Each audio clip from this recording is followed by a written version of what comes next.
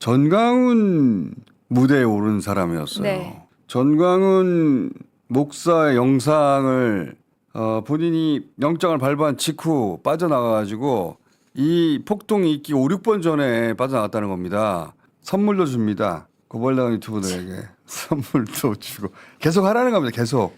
현행범으로 체포된 피의자를 애국자로 부르고 경찰이 시민을 때렸다는 가짜 뉴스도 서슴지 않았습니다. 이 애국자들, 이 2030, 힘없는 애국자들, 힘없는 2040 잡아다가 뭐 하는 겁니까 지금? 극렬 지지자들의 폭력에 말 그대로 면죄부를 주는 이는 사랑제일교회 전광훈 목사입니다.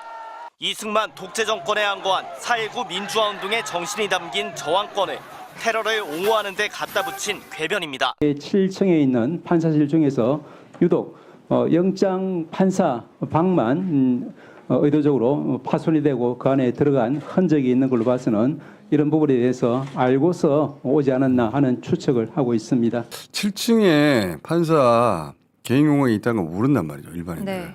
일반인들은 저기 올라갈 일이 없고 기자들도 못 올라가요. 근데 알고 왔다는 거 저 법원행정처장 말처럼 알고 왔던 것 네, 같아요. 그 7층의 판사실 중에서도 유독 영장 판사방만 의도적으로 파손이 되고 그 안에 들어간 흔적이 있었던 건데 다만 차은경 부장판사의 사무실은 다른 층에 있어서 이 사람들이 침입하지 못한 것으로 알려졌습니다. 그러니까 영장 담당 판사 방이 그 방인 줄 알았던 것 같아요. 그래서 그 방을 훼손한 게 아닌가 싶은데 정확하게 몰랐던 거죠. 대충 알긴 알았는데 아주 정확하게는 몰랐던 것 같아요. 손가락을 사용한 수신호 그때 폭동이 시작됐다고 저희 영상을 다 뒤져보면 그렇게 판단이 되던데 수신호가 위배하는 바가 뭔지 수신호의 의미를 사전에 약속한 인원은 몇 명인지 그들은 어디서 왔는지 언제부터 기획됐는지 누가 배우인지 철저히 수사해야 될 것 같고 두 번째 주목한 인물은 역시 JTBC 단독 영상에 포착된 인물인데 JTBC 단독 영상 마지막에 문을 박차고 들어가서 판사를 찾는 인물이에요. 자, 영상 한번 봅시다. JTBC 영상입니다. 여기 없어요. 저기 없어요 하는 이 인물 있잖아요. 이 인물은 도대체 누굴까? 또 다른 판사 집무실 문을 발로 부숩니다. 판사실 문을 박차고 들어간 인물인데 이 인물이 또 영상을 찾아보면 여기저기 등장하는데 결국 어디까지 가냐면 전광훈 무대에 오른 사람이었어요. 네. 전광훈 목사의 영상을 배포하는 사람들 쭉 찾다 보니까 이 사람이 나왔는데 전도사입니다. 사랑제일교회 전도사입니다. 사랑제일교회 전도사는 아니라고 전광훈 목사 부인한 바가 있어요. 언제 부인했냐면 사랑제일교회 명도수성 있죠. 네. 그때 알박기 사건 때 그 지난번에도 한번 저희가 CBS 영상 보여드렸지만 그 엄청난 저항이 있었단 말이죠. 네. 막 불 지르고 방어하고 난리도 아니었어요. 저때. 그래서 당시에 10여 명이 실형을 선고받았습니다. 저때 저 시를 주도한 인물인데 그래서 특수공무 집행방해로 수감됐다가 집행유예로 풀려났거든요. 이분이. 근데 정광훈 목사가 저때 어떻게 빠져나왔냐면 나는 사랑제일교회 목사가 아니다. 그리고 저 사람은 사랑제일교회의 전도사가 아니다 라고 했었어요. 그리고 다른 사람들도 마찬가지인데 다른 전도사 2명인가 더 있었는데 그 사람도 자기가 임명해놓고 전도사 아니라고 했는데 그러니까 지금 그러면 뭐 사랑제일교회라고는 하지 않고 그냥 전광훈 전도사라고 하면 되겠네요. 그게 더 맞는 것 같습니다. 적을 사랑제일교회에 두고 있지는 않을 것 같아요. 지금 그런 일이 있었기 때문에. 근데 이 양반이 올리는 영상은 다 전광훈 관련입니다. 전광훈 집회나 전광훈 예배나 그냥 모든 영상이 다 전광훈 관련 아니면 개인적으로 본인이 이제 전도사로서 얘기하는 내용들. 자, 그러니까 전광훈 사랑제일교회 알박기 사건 때 특수공무 집행 방해로 수감됐기까지 했던 전광훈 전도사가 왜 이번 폭동에 가담해서 7층까지 올라가서 적극적으로 판사를 찾고 있죠? 전광훈 목사하고 관련성이 정말로 없는 것인가? 전광훈을 수사해 봐야죠. 당연히 수사해 봐야 되는 겁니다. 이분이 두 개의 이 양반이 두 개의 유튜브 채널을 운영하는데 둘 다 정광훈 목사 관련으로 가득 차 있거든요. 자료 화면 있으면 좀 띄워주세요. 예. 저희 찾아보니까 그 온통 정광훈 목사예요. 정광훈 전도사예요. 예. 전광훈 목사의 직감적 지시를 받은 거 아닌가? 생각하지 않을 수 없고 더구나 정광훈 목사가 국민저항권이 있다. 그러면서 네. 국민저항위원회라는 걸 자기가 발족시켜서 대한민국을 그걸로 통치한다고 그랬단 말이죠. 그 영상 있으면 봅시다. 헌법 위에 또 하나의 권위가 있다. But there's another authority above the 이거는 Constitution, 바로 국민의 저항권이라고 and that is the people's right to resist. 이제 Citizens' right to 앞으로 resist. 구성될 광화문 이 국민저항위원회를 통하여 Through our committee of 이 대한민국을 통치해 나갈 테니까 자, 깨어난 젊은이들이 안으로 다 들어갔어. 법원 안으로. 국민 저항권밖에 없어. 헌법 위에서 대한민국을 자기가 통치하겠다는 거예요. 가소롭기 짝이 없는 말인데 전날 저 집회가 있고 나서 서부지법 폭동이 일어난 맞습니다. 겁니다. 바로 이어진 거예요. 헌법 위에 있다. 대한민국을 통치한다. 정말 가소로운 소리죠. 그러면서도 무슨 얘기했냐면 모든 언론이 이 위원회 통제를 받아야 한다고 했어요. 들어봅시다. 종편을 비롯하여 KBS, Whether it's the mass MBC, like KBS, 그 NBC, 다음에 또 SBS SBS, 모든 언론들은 that all of these 위원회의 통제를 받아야 됩니다. should be under the control of our human KBS에서 rights. 10만 명 가고 So 100,000 people MBC에 together. 10만 명 가고 Also to NBC. SBS에 10만 명 가서 Also in front. 그래서 방송국 가가지고 통제해야 된다는 거예요. 실제 법원 앞에서 네. 그 추종자들이 기자 폭행하고 기자들 카메라 메모리 카드를 뺏었잖아요. MBC 기자들 폭행당하는 영상이 생생하게 있잖아요. MBC가 보도했던데 그 영상 다시 한번 봅시다. 그러니까 하란 대로 한 거예요. 이자들이. 봅시다. 다시 한번. 난입한 직후 법원 주변을 취재하던 MBC 취재진을 몇몇 시위대가 에워쌉니다. 촬영을 막고 급기야 카메라 등 장비를 현장에서 기자들 카메라를 뺏고 그 메모리 카드를 뺏는 경우는 단 한 번도 없었거든요. 취재진을 밀치고 바닥에 넘어뜨리고 그리고 발에 밟고 저런 적도 없어요. 사법부에 이어 언론도 공격 대상이 된 겁니다.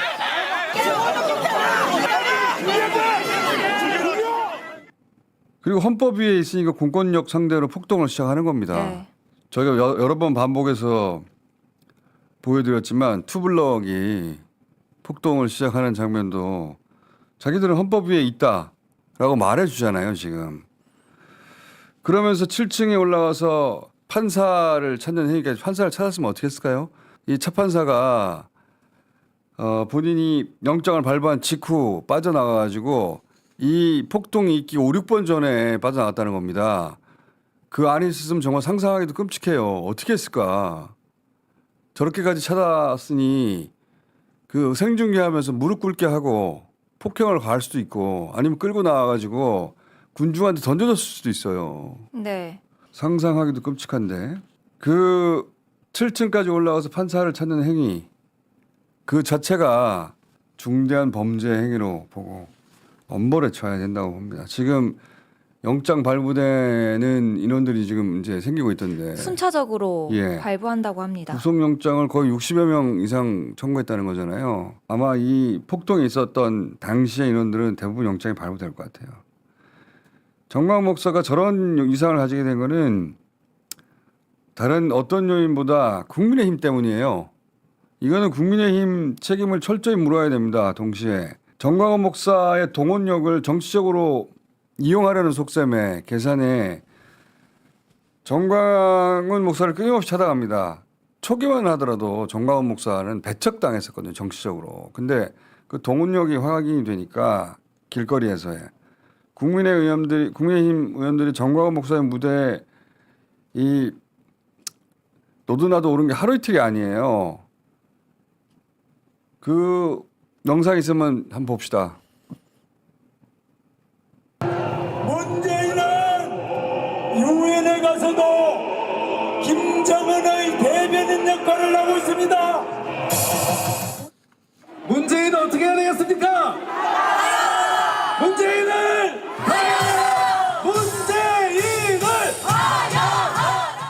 앞으로 분명히 무슨 일을 일으키실 오세훈 시장님을 모시겠습니다. 김정은과 악수하지 못해 목을 매는 저 정신 나간 문재인 대통령을 보면서 대통령은 우리 경제가 올바르게 가고 있다고 합니다. 중증 심해 환자 넋두리 같은 소리를 하는데도 오늘 집회에는 자유한국당 황교안 대표와 나경원 원내대표 등 일부 의원들이 대인 자격으로 참석했습니다. 당 대표부터 시작해가지고 오세훈 시장 빼먹으면 서운할 뻔했어요. 그렇죠. 김진태, 김문수는 많이 알려져 있는데 오세훈 시장도 저 무대에 올라와서 거기 모여 있는 인원들을 표로 본 거죠. 급기야는 이제 현직 중진 윤상현 의원이 찾아가지고 90도로 고개를 숙이잖아요. 이것도 영상 다시 한번 봅시다. 최고래요. 영상 최고. 이 잘하면 대통령 되겠어.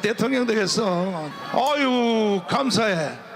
아니 그래 본교회 또 갔다 오시고 일부 예배 마치고 교회 다녀왔습니다. 교회 갔다 오시고.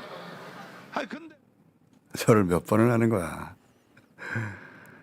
전광훈 목사 국민의힘 결탁. 이 사태를 만드는 원인 중에 또 하나가 됩니다.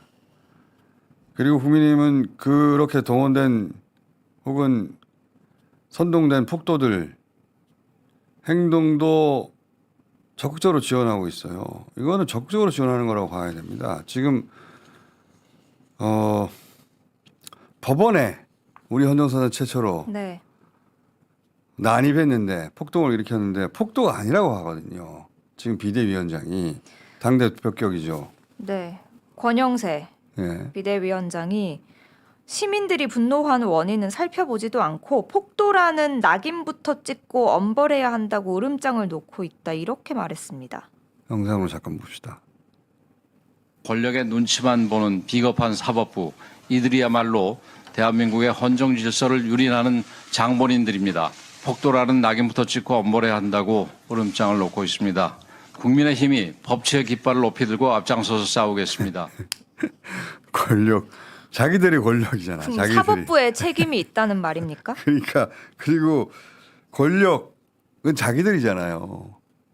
근데 권력, 난 진짜 앞뒤가 맞아야지 뭐라고 하지. 다시 한번 봐요. 권영세 비대위원장 당대표격입니다. 권력의 눈치만 보는 사법부. 그 부분만 다시 봅시다. 눈치만 보는 비겁한 사법부, 이들이야말로 대한민국의 헌정 질서를 유린하는 장본인들입니다. 자, 권력은 자기들이잖아요. 그러니까 사법부가 어떤 권력의 눈치를 본다는 거예요? 현직 대통령도 자기들이고 모든 공직의 주요 인사들도 윤석열이 임명한 사람들이고 자기들이 여당인데 사법부가 어떤 권력의 눈치를 본다는 거예요 대체? 선물도 줍니다. 고발당한 유튜버들에게 선물도 주고 계속 하라는 겁니다. 계속. 예. 권영세 비대위원장이 내란 선전죄 등으로 고발당한 유튜버들에게 설 선물을 보내는 것으로 확인됐습니다. 이들은 이 윤석열의 비상계엄 선포가 정당하다는 주장을 펼치면서 뭐 탄핵이 곧 내란이다 이런 왜곡된 논리를 유포하기도 했고요. 또 최근에 이런 법원 폭동에 대해서도 옹호하는 모습을 보인 이들입니다. 법원 행정처장이 폭동을 하잖아요. 구체적으로 딱 집어가지고 그 표현을 쓰지 않습니까? 자, 이것도 잠깐 봅시다. 어제 법사이죠? 네.